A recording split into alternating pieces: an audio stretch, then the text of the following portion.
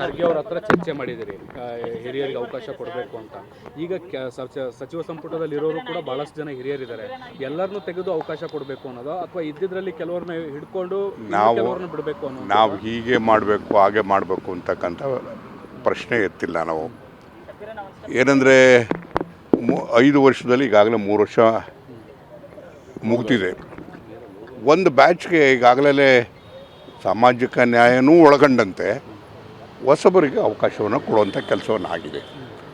ಅದೇ ರೀತಿಯಾಗಿ ಸ್ವಲ್ಪ ಹಿರಿಕರಿರ್ತಕ್ಕಂಥವ್ರು 3 ಟರ್ಮಿಂದ 5 ಟರ್ಮ್ ಆಗಿರ್ತಕ್ಕಂಥವ್ರು ಕೂಡ ಭಾಳಷ್ಟು ಜನಕ್ಕೆ ಅವಕಾಶಗಳು ಸಿಕ್ಕಿಲ್ಲ. ಅದನ್ನು ಇಲ್ಲಿ ಇರತಕ್ಕಂಥದ್ದು 2 ವರ್ಷದಲ್ಲಿ ಮಾಡಿಕೊಡಿ ಅಂತಕ್ಕಂಥ ಮನವಿಯನ್ನು ಮಾಡಿದ್ವಿ. ನಾನು ನಿರೀಕ್ಷೆ ಮಾಡೋದಕ್ಕಿಂತ ಹೆಚ್ಚಾಗಿ ಅವರು ಸಹಾನುಭೂತಿಯಿಂದ ನಮ್ಮ ಮನವಿಯನ್ನು ಕೇಳಿದ್ದಾರೆ. ಅವರ ಹೃದಯಕ್ಕೆ ತಾಕುವಂಥ ರೀತಿಯಲ್ಲಿ ವಿಚಾರ ಮಂದಟ್ಟಾಗಿದೆ.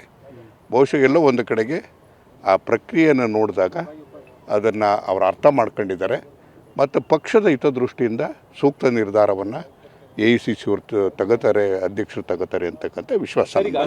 ಹಿರಿಯ ಶಾಸಕರೆಲ್ಲ ಬಂದಿದ್ದೀರಿ, ಈಗ ಮುಖ್ಯಮಂತ್ರಿ ಬದಲಾವಣೆ ಗೊಂದಲ ಕೂಡ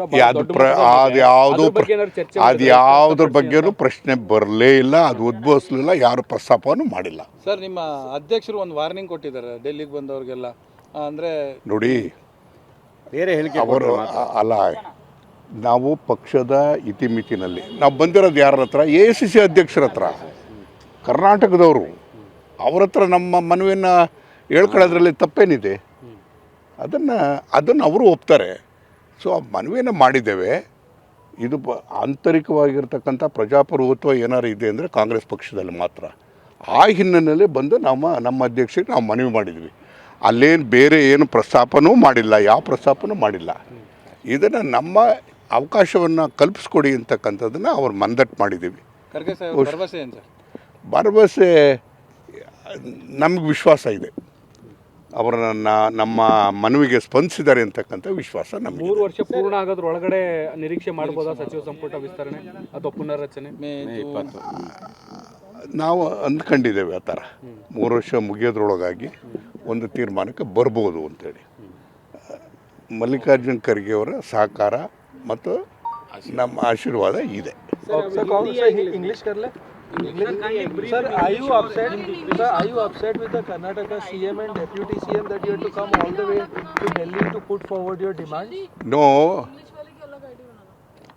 Within the 4 walls, the issue is there. Now we have all come voluntarily, not under anybody's leadership. We have come voluntarily. We have requested the High Command, AICC Adhyakshara. He happens to be from Karnataka only. He knows the politics. He knows the pulse of Karnataka. That's why we have made a request. Somehow he has heard us, and somehow we feel happy, and he has understood the situation. Any assurances that have been given? No. He said he has heard us sympathetically, and he will be given an impression that he is considering to our request. Why do you think a reshuffle is required, sir, in Karnataka? No. Why it's an opportunity for all. There are 140 MLAs. Now 34 are accommodated. There are many senior members are there. They are left out. What is fault in?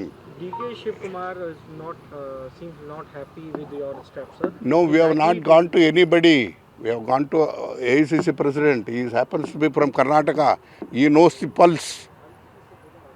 We have to come back to it in 2028, If there are any mistakes in the party, that has to be corrected. This is also one suggestion from us. And somehow... And what about leadership, sir? CM faced... No, that was not at all an issue. That it is not raised. And nobody raised that issue at all. Sir, ಕೆಲವು ಹಿರಿಯ ಶಾಸಕರಿಗೆ ಈಗಿರುವ ಸಚಿವರ ಮೇಲೆ ಸ್ವಲ್ಪ ಅಸಮಾಧಾನಗಳಿತ್ತು, ಕೆಲಸಗಳು ಆಗ್ತಾ ಇಲ್ಲ ಅನ್ನೋ ಥರದ್ದು. ಅದ್ರ ಬಗ್ಗೆ ಏನಾದ್ರು ನೋಡಿ, ಯಾವ ಚರ್ಚೆನೂ ಇಲ್ಲ, ಯಾರ ಮೇಲೆ ಆರೋಪ ಮಾಡೋದು ಇಲ್ಲ, ಪ್ರಶ್ನೆನೂ ಇಲ್ಲ. ಅವಕಾಶವನ್ನು ಮಾಡಿಕೊಡಿ ಅನ್ನೋದು ಒಂದು ಬಿಟ್ಟರೆ ಬೇರೆ ಏನು ವಿಚಾರ ಇಲ್ಲ. ಓಕೆ.